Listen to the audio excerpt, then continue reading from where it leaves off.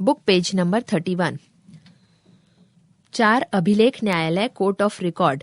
सर्वोच्च न्यायालय अभिलेख न्यायालय के रूप में कार्य करता है। इसका अर्थ है कि इसके द्वारा दिए गए सभी निर्णयों को प्रकाशित किया जाता है तथा अन्य मुकदमों में उनका हवाला दिया जा सकता है। अभिलेख न्यायालय के रूप में यह किसी भी व्यक्ति को न्यायालय की मानहानि करने के आरोप में दंड दे सकता है। दंड के रूप में 6 मास तक साधारण कारावास अथवा 2000 रुपए तक जुर्माना अथवा दोनों दंड दिए जा सकते हैं। 5 अन्य शक्तियां अदर पावर्स। उपरोक्त शक्तियों के अतिरिक्त सर्वोच्च न्यायालय को अन्य शक्तियां प्राप्त है, जिनमें से कुछ प्रमुख इस प्रकार हैं। 1 यह अपने अधिकारियों तथा कर्मचारियों को संघ लोक सेवा आयोग के परामर्श से नियुक्त करने का अधिकार रखता है। सर्वोच्च न्यायालय राष्ट्रपति की स्वीकृति से उनकी सेवा शर्तें निर्धारित करता है। 2 राष्ट्रपति की स्वीकृति से यह न्यायालय की पद्धति और प्रक्रिया संबंधी नियम बनाता है। 3 राज्य सरकार द्वारा केंद्र सरकार के आदेशों का पालन करते समय किए गए खर्च संबंधी सभी झगड़ों को निपटाने के लिए यह मध्यस्थ आर्बिट्रेटर्स नियुक्त करता है। 4 वह राष्ट्रपति व उपराष्ट्रपति के चुनाव से संबंधित झगड़ों को निपटाता है। 5 यह संघ लोक सेवा आयोग के सभापति तथा अन्य सदस्यों को उनके पद से हटाने की सिफारिश राष्ट्रपति को करता है। सर्वोच्च न्यायालय तथा न्यायिक पुनर्वलोकन। Supreme court and judicial review. सर्वोच्च न्यायालय को न्यायिक पुनरावलोकन की शक्ति प्राप्त है। इसका अर्थ यह है कि सर्वोच्च न्यायालय सुनिश्चित करता है कि विधायकों द्वारा बनाए गए कानून तथा कार्यपालिका द्वारा जारी किए गए आदेश संविधान के प्रावधानों के विपरीत नहीं है। यदि वह संविधान से मेल नहीं खाते तो यह उन्हें असंवैधानिक घोषित कर सकता है। जो कानून सर्वोच्च न्यायालय द्वारा असंवैधानिक घोषित कर दिया जाता है उसे लागू नहीं किया जा सकता। सर्वोच्च न्यायालय नागरिकों के मौलिक अधिकारों की सुरक्षा हेतु अनेक प्रकार के लेख अर्थात रिट्स जारी कर सकता है। यह संविधान के संरक्षक के रूप में भी कार्य करता है। न्यायिक सक्रियता जुडिशियल एक्टिविज्म। न्यायिक सक्रियता की धारणा 1990 के दशक में बहुत ही प्रचलित थी तथा इसे सर्वोच्च न्यायालय की शक्तियों व सम्मान को बढ़ाने में महत्वपूर्ण योगदान दिया। क्योंकि विधायिका तथा कार्यपालिका अपने संवैधानिक कर्तव्यों का सही ढंग से निर्वाह नहीं कर रहे थे, इसलिए न्यायालय ने अधिक सक्रिय भूमिका निभानी आरंभ कर दी। इसने विभिन्न सरकारी तथा नागरिक संस्थाओं को अपने निर्धारित कार्य भली भांति निभाने के आदेश दिए। उदाहरण के लिए न्यायालय ने दिल्ली की स्थानीय संस्थाओं को आदेश दिया कि शहर की सड़कों तथा गलियों में एकत्रित कूड़ों को हटाने का प्रबंध करे, क्योंकि यह लोगों के स्वास्थ्य के लिए एक चुनौती है। इस प्रकार इसने सरकार से स्पष्टीकरण मांगा कि किस आधार पर उसने कुछ व्यक्तियों को अवकाश प्राप्ति अथवा पद से मुक्त होने के पश्चात भी सरकारी आवास में रहने की अनुमति दी है। हवाला मामले में सर्वोच्च न्यायालय ने संघीय सरकार तथा सीबीआई को परमादेश रिट ऑफ मैंडेमस जारी किया कि अनेक कैबिनेट स्तर के मंत्रियों व राजनीतिज्ञों के विरुद्ध लगाए गए आरोपों को छानबीन निश्चित अवधि में पूरी करे। इसी प्रकार अनेक अन्य मामलों में जैसे कि सेट किट्स केस, लखूभाई पाठक केस, पेट्रोल तथा गैस की एजेंसियों के आवंटन के मामलों इत्यादि पर महत्वपूर्ण व्यक्तियों के विरुद्ध धोखाधड़ी, जालसाजी व भ्रष्टाचार के आरोप लगाए गए। न्यायपालिका की इस सक्रिय भूमिका की अनेक आधार पर आलोचना की गई है। प्रथम यह कहा जाता है कि न्यायपालिका द्वारा कम महत्वपूर्ण मामलों में भी जनहित याचिका स्वीकार करने से अदालतों का कार्यभार बहुत बढ़ गया है। दूसरा, कुछ भूतपूर्व मंत्रियों जैसे कि सतीश शर्मा, शीला कौल पर बिना मुकदमा चलाए जुर्माना लगाए जाने की कानूनी औचित्य पर भी संदेह व्यक्त किया गया है। तीसरा, न्यायपालिका ने नीति निर्धारण के मामले में एक सक्रिय भूमिका ग्रहण करने का प्रयास किया है, जो संविधान कदापि नहीं चाहता था। संविधान ने यह उत्तरदायित्व जनता के चुने हुए प्रतिनिधियों को दिया था।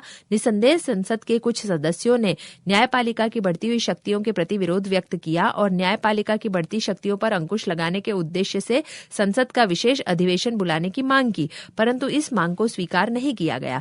यहाँ पर यह स्पष्ट कर देना आवश्यक है कि कुछ राजनैतिक नेता न्यायिक सक्रियता के सिद्धांत का समर्थन करते हैं। उनका मत है कि इससे न केवल राजनीतिज्ञों तथा नौकरशाहों द्वारा की गई त्रुटियों को सुधारने का अवसर मिला है, उन्हें अपने निर्धारित कर्तव्यों को निभाने के लिए बाध्य भी किया गया है।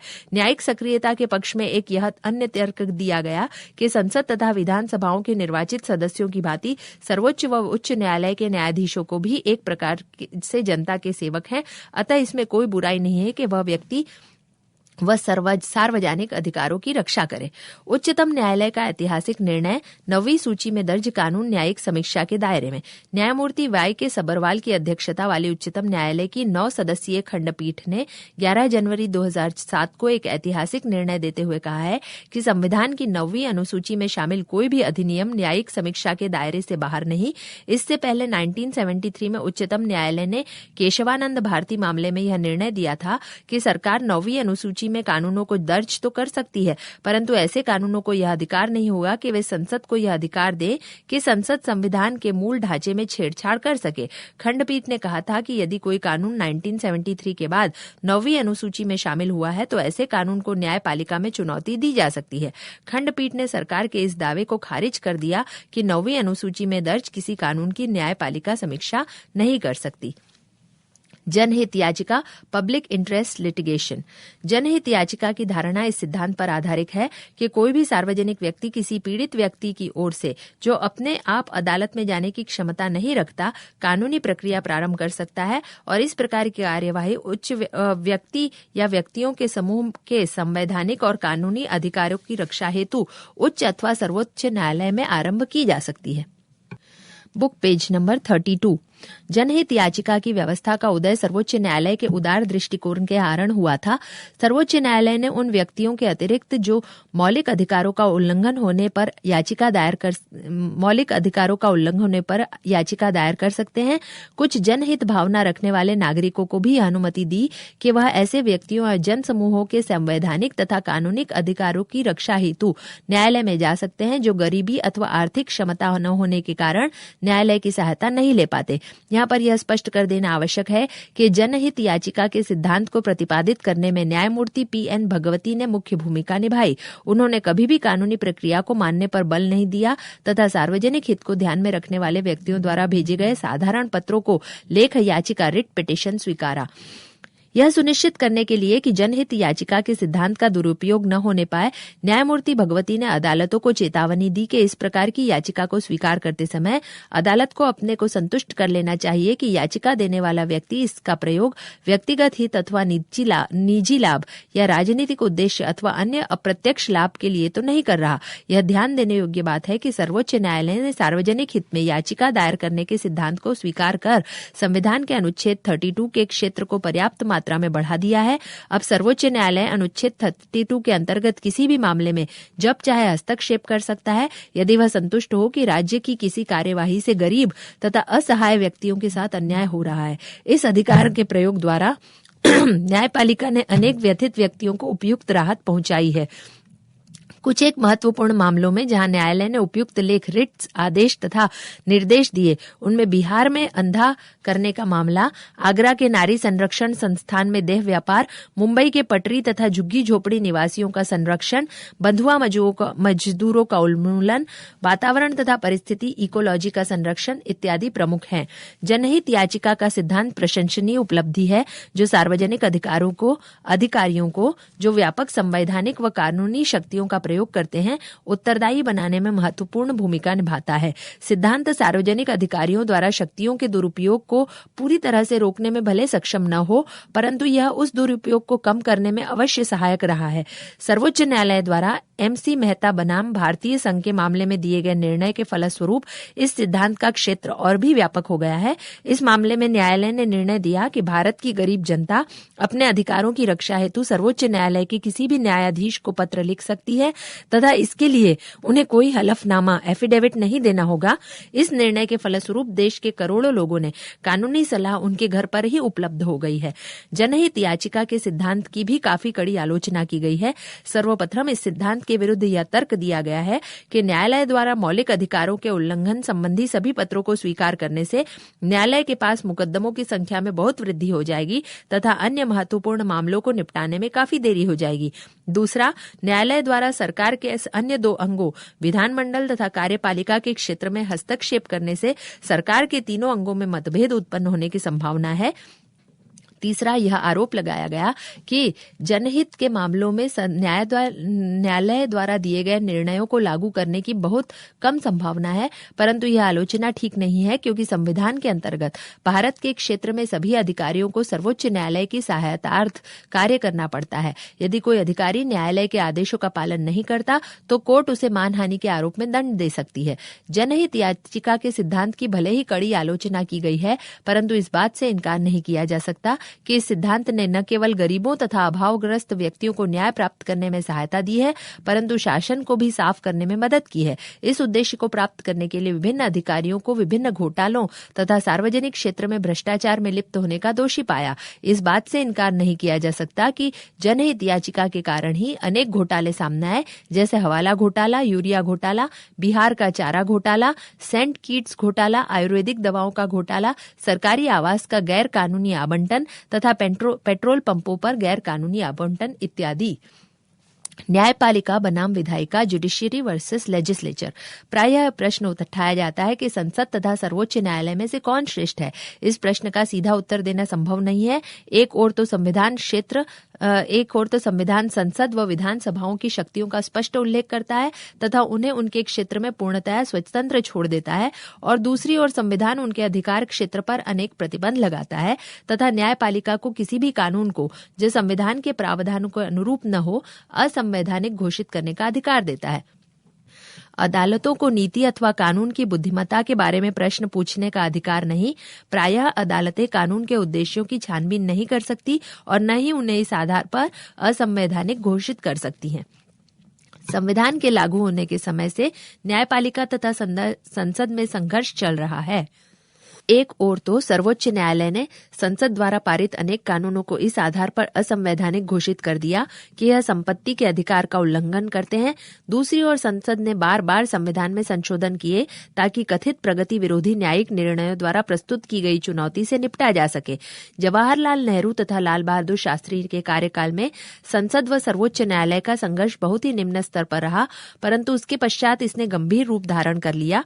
1967 में सर्वोच्च न्यायालय ने गोकलनाथ बनाम पंजाब राज्य के मामले में निर्णय द्वारा संसद की शक्ति को बहुत सीमित कर दिया। सर्वोच्च न्यायालय ने मत व्यक्त किया कि मौलिक अधिकार असीमित, स्थायी तथा अपरिवर्तनशील है। इसके उपरांत बैंक राष्ट्रीयकरण के case 1970, privy purse case 1971, Keshavananda Bharati case 1973 में सर्वोच्च न्यायालय मौलिक अधिकारों की रक्षा करता रहा। संसद ने अपने अधिकार को पुनः स्थापित करने के उद्देश्य से संविधान में अनेक संशोधन किए, जैसे 24th, 25th, 26th व 29th संशोधन। 1973 के केशवानंद भारती केस में सर्वोच्च न्यायालय ने संसद द्वारा संविधान में संशोधन करने का अधिकार स्वीकार कर लिया, परंतु यह प्रयोजन कर दिया कि संसद संविधान के मूल ढांचे में परिवर्तन नहीं ला सकती। यह निश्चित करने का अधिकार सर्वोच्च न्यायालय के न्यायाधीशों को दिया गया कि संविधान का मूल ढांचा क्या है। 1976 में 42वें संशोधन द्वारा संसद ने फिर से अपनी श्रेष्ठता पुनः स्थापित करने तथा सर्वोच्च और उच्चतम न्यायालयों के अधिकार क्षेत्रों को सीमित करने का प्रयास किया। आपातकालीन स्थिति के पश्चात जब जनता सरकार सत्ता में आई तो इसने न्यायपालिका को फिर से कुछ शक्तियां सौंप दी, परंतु राज्यसभा में पर्याप्त बहुमत उपलब्ध न होने के कारण यह अधिक शक्तियां न्यायपालिका को नहीं दी गई। Book page number 33। 1980 में मिनर्वा मिल्स बनाम भारतीय संघ के मामले में सर्वोच्च न्यायालय ने 42वें संशोधन द्वारा भारत के संविधान में जोड़े गए अनुच्छेद 368 व 31C को अवैध घोषित कर दिया। 42वें संशोधन द्वारा नीति निर्देशक सिद्धांतों को मौलिक अधिकारों पर दी गई प्राथमिकता समाप्त कर दी गई।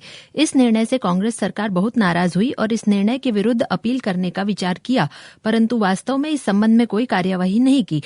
44वें संशोधन द्वारा संपत्ति के अधिकार को मौलिक अधिकारों की सूची से हटाए जाने के पश्चात संसद तथा सर्वोच्च न्यायालय में टकराव की संभावना बहुत कम हो गई।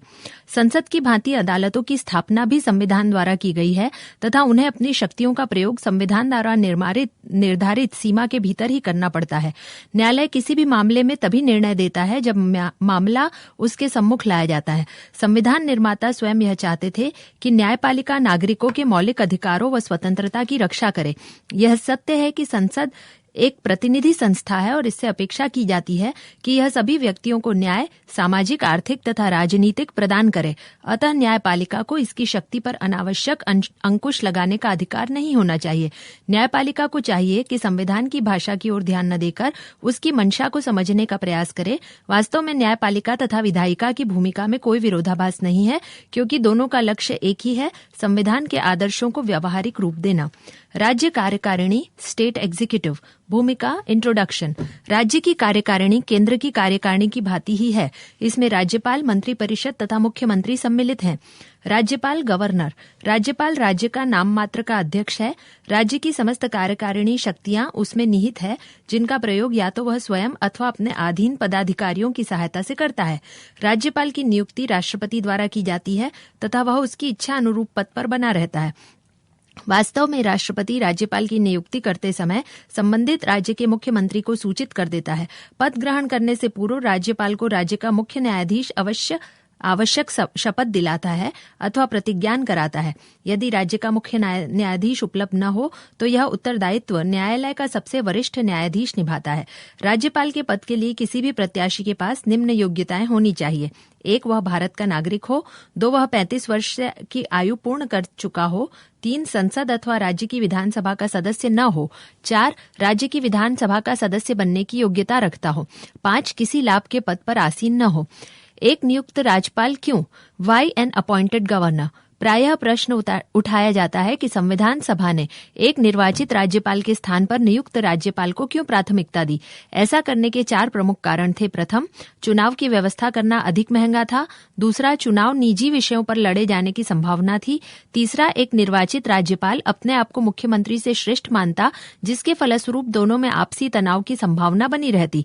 चौथा, एक नियुक्त राज्यपाल पृथकतावादी प्रवृत्तियों पर प्रभावशाली नियंत्रण रख पाता है तथा स्थायित्व प्रदान करता था।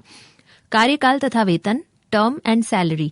राज्यपाल की नियुक्ति 5 वर्ष के लिए की जाती है, परंतु वह इससे पहले भी अपना पद छोड़ सकता है। इसके लिए उसे अपना त्यागपत्र राष्ट्रपति को संबोधित करना पड़ता है। राज्यपाल का कार्यकाल 5 वर्ष से भी अधिक हो सकता है यदि उसका उत्तराधिकारी उसका कार्यकाल समाप्त होने पर पद ग्रहण नहीं करता। राज्यपाल को 1,10,000 रुपए प्रतिमास वेतन मिलता है। इसके अतिरिक्त उसे निःशुल्क आवास, चिकित्सा सुविधाएं तथा अन्य भत्ते मिलते हैं। राज्यपाल का वेतन तथा भत्ते राज्य की संचित निधि पर भारित है तथा उन पर विधानसभा के मत की आवश्यकता नहीं होती। राज्यपाल की शक्तियां, पावर्स ऑफ द गवर्नर। राज्यपाल को संविधान द्वारा काफी व्यापक शक्तियां प्रदान की गई है, जिनका प्रयोग वह मंत्रिपरिषद के परामर्श से करता है। इसके अतिरिक्त उसे कुछ ऐसी भी शक्तियां प्राप्त है जिनका प्रयोग वह स्वेच्छा से कर सकता है। राज्यपाल को निम्न शक्तियां प्राप्त है। 1. कार्यपालक शक्तियां, एग्जीक्यूटिव पावर्स। राज्यपाल राज्य का कार्यकारिणी अध्यक्ष है और राज्य की समस्त कार्यकारिणी कार्यवाही उसके नाम से ही की जाती है। वह राज्य के सभी प्रमुख अधिकारियों की नियुक्ति करता है, जिसमें राज्य का मुख्यमंत्री, मंत्रीगण, महाधिवक्ता, अटॉर्नी जनरल, राज्य लोक सेवा आयोग का सभापति तथा अन्य सदस्य इत्यादि सम्मिलित हैं। राज्यपाल राष्ट्रपति को यह सिफारिश कर सकता है कि राज्य का प्रशासन संविधान के अनुसार नहीं चल रहा तथा राज्य में राष्ट्रपति शासन लगा दिया जाए।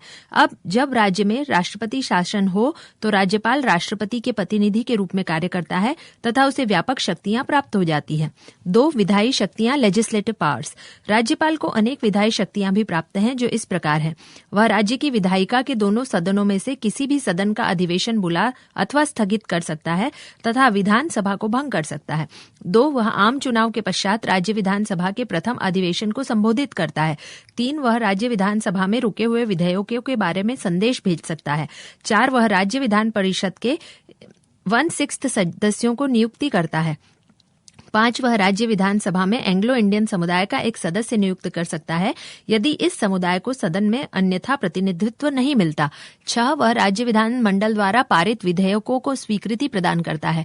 7. वह राज्य विधान मंडल द्वारा पारित कुछ श्रेणियों के विधेयकों को राष्ट्रपति की स्वीकृति के लिए सुरक्षित रख सकता है। 8. जब विधानसभा का अधिवेशन न हो रहा हो तो राज्यपाल अध्यादेशों के माध्यम से कानून बना सकता है। Book page number 34। 3. वित्तीय शक्तियां, फाइनेंशियल पावर्स। राज्यपाल सुनिश्चित करता है कि प्रत्येक वर्ष राज्य का बजट विधानसभा के सम्मुख प्रस्तुत किया जाए। वास्तव में सभी धन विधेयक राज्य की विधानसभा में राज्यपाल की सिफारिश पर ही प्रस्तुत किए जाते हैं।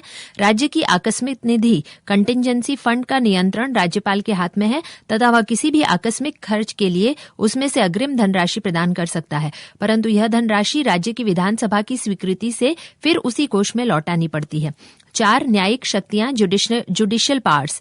राष्ट्रपति राज्य में मुख्य न्यायाधीश तथा अन्य न्यायाधीशों को नियुक्ति करते समय राज्यपाल से परामर्श करता है। उच्च न्यायालय के अधीन न्यायालयों के न्यायाधीशों की नियुक्ति राज्यपाल द्वारा की जाती है। वह किसी भी व्यक्ति को जिसे राज्य के कानून के अंतर्गत दंडित किया गया है क्षमा प्रदान कर सकता है। राज्यपाल को कुछ मामलों में दंडादेश के निलंबन, सस्पेंड, परिहार या लघुकरण, रेमिट और कम्यूट करने का भी अधिकार है। 5 अन्य शक्तियां, अदर पावर्स। राज्यपाल को अनेक अन्य शक्तियां भी प्राप्त हैं जो इस प्रकार है। 1. वह राज्य के महालेखा परीक्षक, ऑडिटर जनरल द्वारा राज्य के लेखा संबंधी रिपोर्ट को प्राप्त करता है तथा उसे राज्य विधानसभा के सम्मुख प्रस्तुत करता है। 2. वह राज्य के लोक सेवा आयोग की रिपोर्ट को मंत्री परिषद के अभिमत, ऑब्जर्वेशन सहित राज्य विधानसभा के सम्मुख प्रस्तुत करता है। 3. वह राज्य के विभिन्न विश्वविद्यालयों का कुलापति होने के नाते उन विश्वविद्यालयों के कुलपतियों को नियुक्त करता है। 6. विवेकाधीन शक्तियां, डिस्क्रिशनरी पावर्स। राज्यपाल को अनेक स्वैच्छिक शक्तियां प्राप्त हैं जो कि इस प्रकार हैं। 1. यदि विधानसभा में किसी भी राजनैतिक दल को स्पष्ट बहुमत प्राप्त नहीं होता अथवा बहुमत दल का कोई सर्वमान्य नेता नहीं है तो राज्यपाल किसी भी व्यक्ति को मुख्यमंत्री नियुक्त कर सकता है। 2. राज्यपाल मुख्यमंत्री से किसी भी विधायी अथवा प्रशासनिक मामले पर सूचना मांग सकता है। 3. वह राज्य विधानमंडल द्वारा पारित किसी भी साधारण विधेयक पर हस्ताक्षर करने से इनकार कर सकता है। 4. यदि राज्यपाल संतुष्ट हो कि मंत्री परिषद को बहुमत का समर्थन प्राप्त नहीं तो वह मंत्रिमंडल को भंग कर सकता है। 5. वह विधानसभा द्वारा पारित किसी भी विधेयक को राष्ट्रपति की स्वीकृति के लिए सुरक्षित रख सकता है। 6. वह राष्ट्रपति को सूचित कर सकता है कि राज्य की संवैधानिक मशीन भली भांति कार्य नहीं कर रही, अतः वहां पर राष्ट्रपति शासन लागू किया जाए। 7. यदि मंत्रिमंडल के विरुद्ध अविश्वास प्रस्ताव पास हो जाए तो राज्यपाल मुख्यमंत्री के परामर्श पर विधानसभा को भंग कर सकता है। यह निर्णय करने का अधिकार राज्यपाल का है कि क्या कोई मामला उसे स्वैच्छिक क्षेत्र में आता है अथवा नहीं। स्थिति, पोजीशन। भले ही राज्यपाल को राष्ट्रपति की भांति एक संवैधानिक स्थिति प्रदान की गई है, परंतु उसकी स्थिति राष्ट्रपति से भिन्न है क्योंकि बहुत से मामलों में वह मंत्रिपरिषद के परामर्श के बिना ही कार्य कर सकता है तथा अपनी स्वेच्छा का प्रयोग कर सकता है। संविधान स्पष्ट रूप से कहता है कि यदि यह प्रश्न उठता है कि क्या किसी मामले में राज्यपाल को स्वविवेक से कार्य करने का अधिकार है या नहीं, तो इसका निर्णय स्वयं राज्यपाल लेगा। राज्यपाल द्वारा इस संबंध में लिए गए निर्णय को चुनौती नहीं दी जा सकती। यदि हम संविधान के लागू होने से आज तक राज्यपाल के पद का मूल्यांकन करें तो यह स्पष्ट हो जाता है कि प्रायः राज्यपाल केंद्र में शासन करने वाले राजनैतिक दल के एजेंट के रूप में कार्य करते रहे हैं और एक संवैधानिक शासक के रूप में कार्य नहीं कर पाए हैं। कुछ राज्यपालों द्वारा विवादास्पद भूमिका निभाने के कारण यह मांग की गई है कि राज्यपाल के पद को समाप्त कर दिया जाना चाहिए। इस समस्या का परीक्षण सरकारिया कमीशन द्वारा विस्तार पूर्वक किया गया और आयोग ने राज्यपाल के पद को बनाए रखने की सिफारिश की। साथ ही आयोग ने यह भी सुझाव दिया कि राज्यपाल की नियुक्ति करते समय उस राज्य के मुख्यमंत्री से परामर्श अवश्य किया जाना चाहिए तथा केवल सत्यनिष्ठा, इंटेग्रिटी वाले तथा ईमानदार व्यक्तियों को इस पद पर नियुक्त किया जाना चाहिए। जहां तक संभव हो सक्रिय राजनीतिज्ञों को राज्यपाल नियुक्त नहीं किया जाना चाहिए। राज्यपाल को उसके पद से हटाने की प्रक्रिया को कठिन बना दिया जाना चाहिए ताकि वह बिना भय के निष्पक्ष रूप से कार्य कर सके। संक्षेप में यह कहा जा सकता है कि सरकारिया आयोग का मत था कि राज्यपाल के पद को समाप्त करने की कोई आवश्यकता नहीं, परंतु उनकी नियुक्ति करते समय कुछ सिद्धांतों का पालन किया जाना चाहिए ताकि इस पद को उपयुक्त सम्मान मिल सके। राज्यपाल तथा राष्ट्रपति की तुलना, comparing between governor and president. 1. दोनों संवैधानिक पद हैं। 2. राष्ट्रपति संघ का अध्यक्ष है तो राज्यपाल एक अथवा एक से अधिक राज्यों का कार्यकारिणी अध्यक्ष है। 3. संघ व राज्य संबंधी सभी निर्णय राष्ट्रपति व राज्यपालों के नाम में लिए जाते हैं, परंतु वास्तव में इन शक्तियों का प्रयोग प्रधानमंत्री अथवा मुख्यमंत्री द्वारा किया जाता है। 4. संसद अथवा विधानसभा द्वारा पारित विधेयक पर राष्ट्रपति एवं राज्यपाल की स्वीकृति आवश्यक है। 5. विधानसभा द्वारा पारित विधेयक को राज्यपाल राष्ट्रपति की स्वीकृति हेतु सुरक्षित रख सकता है। अनुच्छेद 200, परंतु राष्ट्रपति के पास इस प्रकार की कोई शक्ति नहीं। 6. कुछ मामलों में संविधान राज्यपाल को मंत्रिमंडल के परामर्श के बिना कार्य करने की अनुमति देता है, जबकि राष्ट्रपति के इस प्रकार की कोई शक्ति नहीं। राष्ट्रपति को उसके पास भेजे गए विधेयक पर स्वीकृति देने अथवा पुनर्विचार के लिए लिए भेजा जा सकता है। 7. राष्ट्रपति को किसी भी व्यक्ति को जिसे मृत्युदंड दिया गया है क्षमा प्रदान करने का अधिकार है। राज्यपाल को इस प्रकार की कोई शक्ति नहीं है। 8. राज्यपाल तथा राष्ट्रपति दोनों के विधानसभा लोकसभा के अवकाश काल में अध्यादेश जारी करने का अधिकार है। 9. राष्ट्रपति लोकसभा में 2 एंग्लो इंडियन सदस्यों को मनोनीत कर सकता है। यदि इस समुदाय के लोकसभा में उपयुक्त प्रतिनिधित्व प्राप्त न हो, राज्यपाल विधानसभा में केवल 1 एंग्लो इंडियन सदस्य मनोनीत कर सकता है। 10. वित्तीय क्षेत्र में भी राष्ट्रपति व राज्यपाल को समान अधिकार है। संसद अथवा विधानसभा में वित्तीय विधेयक केवल राष्ट्रपति अथवा राज्यपाल की पूर्व अनुमति से ही प्रस्तुत किए जा सकते हैं। 11. राज्यपाल 1 अथवा 1 से अधिक राज्यों का राज्यपाल हो सकता है, जबकि राष्ट्रपति एक ही राष्ट्र का अध्यक्ष हो सकता है।